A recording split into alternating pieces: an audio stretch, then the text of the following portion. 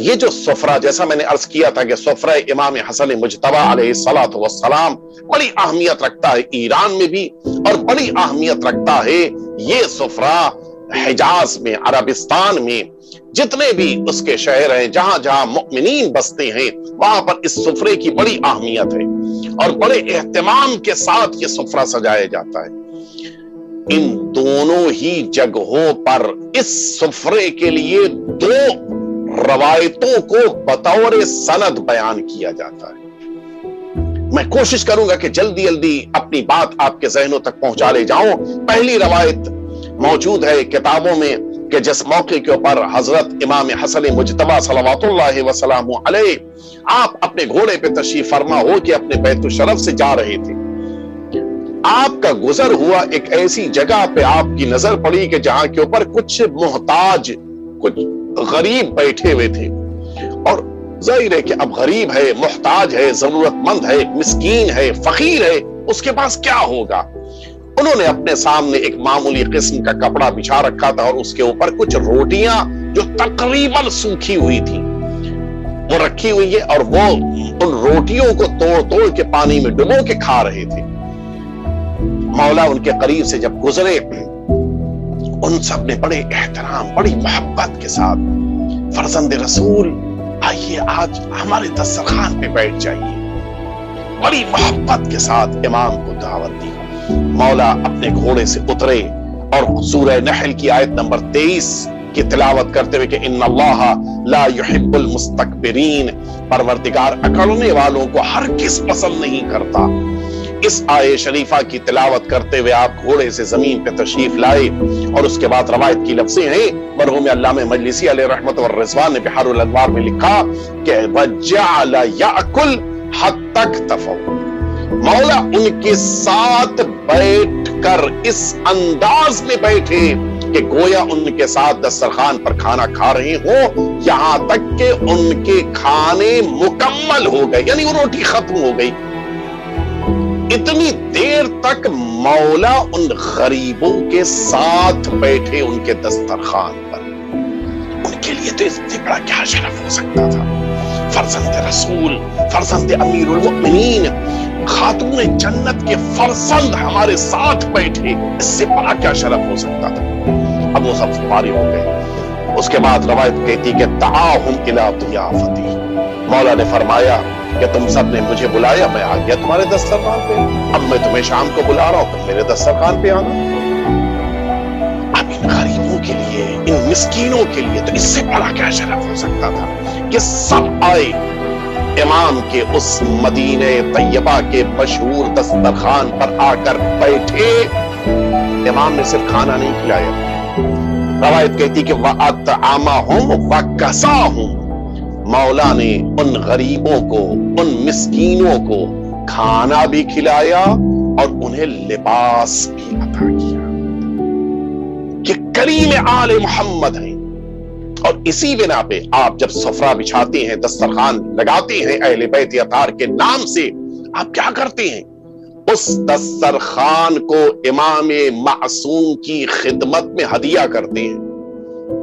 آپ نے مثال کے طور کے اوپر شیرینی رکھی، مٹھائی رکھی، اس کو امام معصوم کی خدمت میں ہدیہ کر دیا، ٹھیک اسی طرح سے جس طرح سے کل مدینہ طیبہ میں ان محتاجوں نے امام کو دسترخوان پر بلایا تھا، آج ہم امام کی خدمت میں وہ دسترخوان پر رکھی ہوئی چیزوں کو امام کی خدمت میں پیش کرتی ہیں۔ اچھا، اب یہ تو میرا کام ہو گیا، اب ادھر سے امام جب عطا فرمائیں گے تو اب ذرا سوچئے کہ وہ کتنا عطا فرمائیں گے۔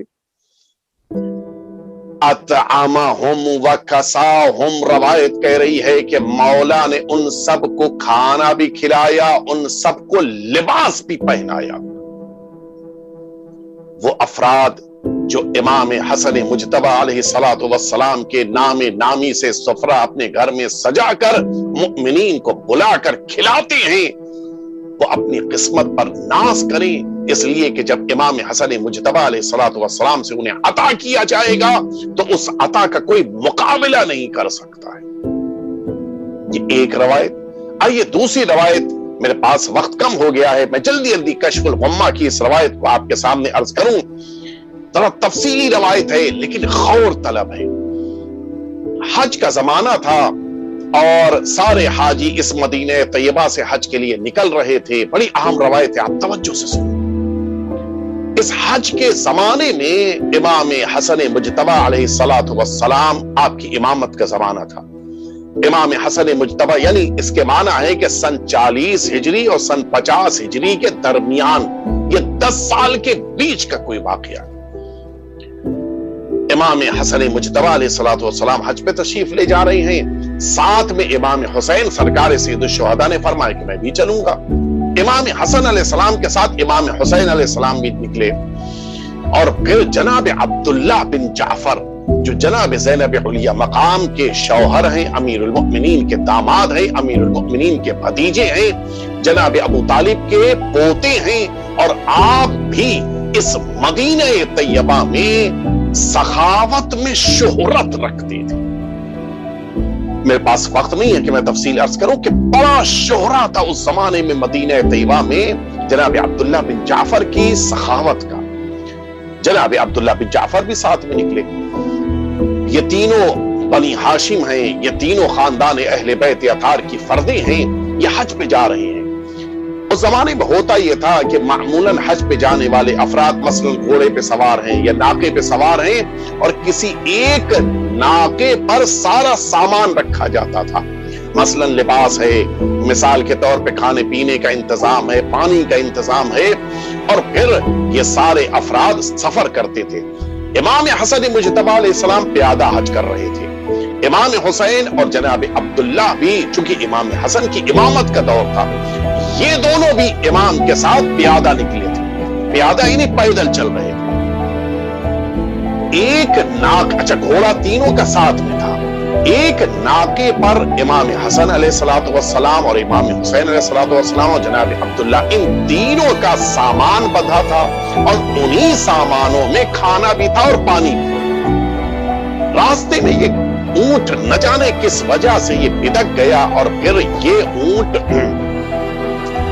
اس قافلے سے, یہ جو امام کا قافلہ تھا, اس قافلے سے بچھڑ کے نہ جانے کہاں چلا. اہل بیت اطہار ظاہری طور پر مکمل اختیار کائنات پر رکھنے کے باوجود ظاہری زندگی گزارتے تھے. اب نہ کھانے کا انتظام ہے, نہ پانی کا انتظام ہے. یہ تینوں صحرا ہے, بھوک بھی ہے اور پیاس بھی ہے. اب تلاش کرنا شروع کیا کہ شاید اس صحرا میں کوئی ایسی جگہ, کوئی ایسا مقام, کوئی ایسا کنواں مل جائے کہ جہاں سے پانی وغیرہ مل جائے. یہ تینوں تلاش میں نکلے تھے کہ اچانک ان کو راستے میں ایک جگہ, ان تینوں بزرگواروں کو راستے میں ایک جگہ ایک خیمہ دکھائی دیا. یہ تینوں اس خیمے کی طرف, کشف الغمہ کتاب میں روایت موجود ہے, یہ تینوں جب اس خیمے کی طرف آگے بڑھے تو پتہ یہ چلا کہ اس خیمے میں, اس صحرا میں صرف ایک خاتون ضعیف العمر بوڑھی ہے کہ جو موجود ہے. سلام کیا, اس خاتون نے جواب دیا. اچھا, عرب مہمان نواز ہوتے ہیں. اس خاتون نے بغیر کچھ پوچھے ہوئے ان تینوں سے کہا کہ آئے, آپ تینوں بیٹھے, میرے پاس جو کچھ حاضر ہے میں آپ کے لیے پیش کروں گی. اس نے پانی لا کر دیا, ان تینوں نے پانی کو استعمال کیا. اس کے بعد اس نے کہا کہ ہمارے پاس کھانے کے لیے کوئی انتظام نہیں ہے سوائے اس بھیڑ کے. اکلوتی بھیڑ میرے پاس ہے کہ جس کا دودھ بھی میں استعمال کرتی ہوں, جس کا اون بھی استعمال کرتی ہوں جاڑے کے زمانے میں, اور یہ میرے لیے بڑی قیمتی ہے. لیکن آپ تین کے مبارک قدم میرے آئے ہیں, لہذا میں اس بھیڑ کو آپ کے لیے قربان کرتی ہوں. امام نے فرمایا, امام حسن مجتبی علیہ الصلوۃ والسلام نے, کہ اس بھیڑ کو تم اپنے لیے محفوظ رکھو. کا نہیں, آپ آئے ہیں تو میرے کرم کے خلاف ہے کہ میں آپ کے لیے دسترخوان نہ بچھاؤں. اور اتنا اصرار کیا کہ خود امام مجتبی علیہ الصلوۃ والسلام ہی نے اپنے دست مبارک سے اس بھیڑ کو ذبح فرمایا. اور پھر اس کے بعد اس بوڑھی عورت نے اس کے ذریعے سے کھانا تیار کیا اور دسترخوان سجا کے امام کی خدمت میں آئی. اس کو تو نہیں پتا ہے کہ یہ فرزند رسول ہیں, نہیں پتا ہے کہ واجب الاطاعت امام ہیں.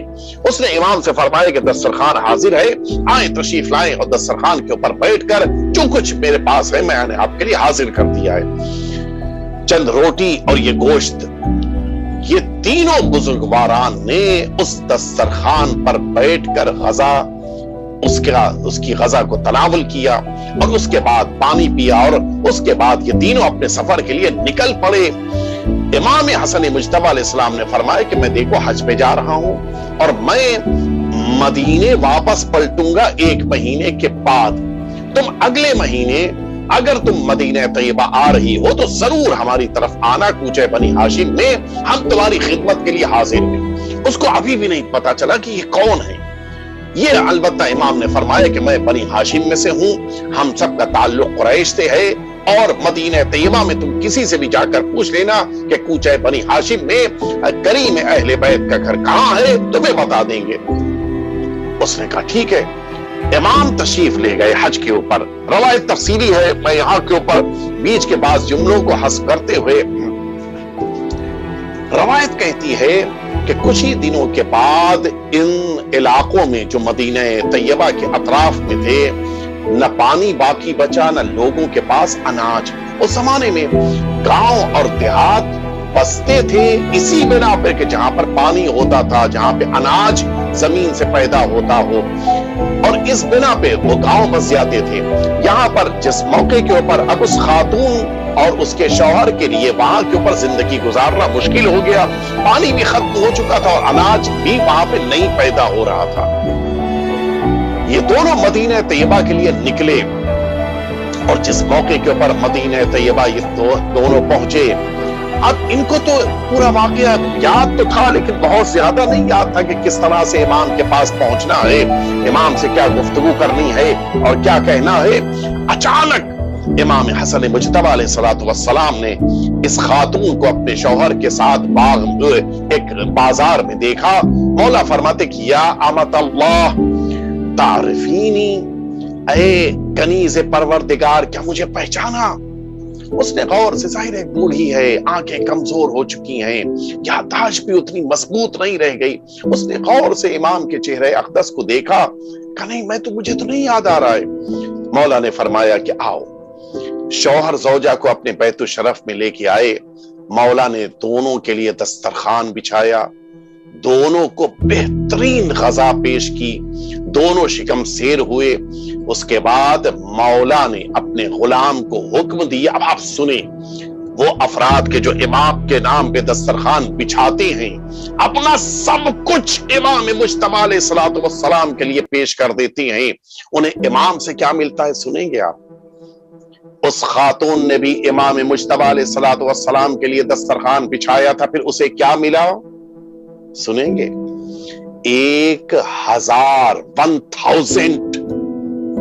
इमाम ने 1000 भेड़े और 1000 सोने के सिक्के उस खातून को अता फरमाए। ये सोने के सिक्के मामूली रकम नहीं है और खुद 1000 भेड़े कोई मामूली रकम नहीं है इन सब की। इमाम ने अता फरमाया। आप सोचें, जो इमाम का दस्तरखान बिछाते हैं उन्हें कितना इमाम से अता किया जाता है। उसके बाद इमाम ने फरमाया कि जब तक तुम्हारा दिल चाहे इस मदीने तैयबा में तुम दोनों रहो, तुम दोनों मेरे मेहमान हो। एक वक्त भी तुम्हें अपने खाने पीने की फिक्र नहीं करनी है, न रहने के लिए तुम्हें फिक्र करनी है। ये दोनों इमाम के मेहमान बन के मदीने तैयबा में रहे। एक दिन इमाम हसन मुज्तबा अलैहिस्सलातु वस्सलाम ने फरमाया कि अभी कुछ देर के लिए जाओ, मेहमान इमाम के हैं, मेरे छोटे भाई इमाम हुसैन से जाओ, मुलाकात करके आओ। ये दोनों आए, इमाम हुसैन सल्लल्लाहु अलैहि से मुलाकात की। इमाम हुसैन सल्लल्लाहु अलैहि ने जब इन दोनों को देखा, का याद आया हम दोनों कौन है, हम लोग कौन?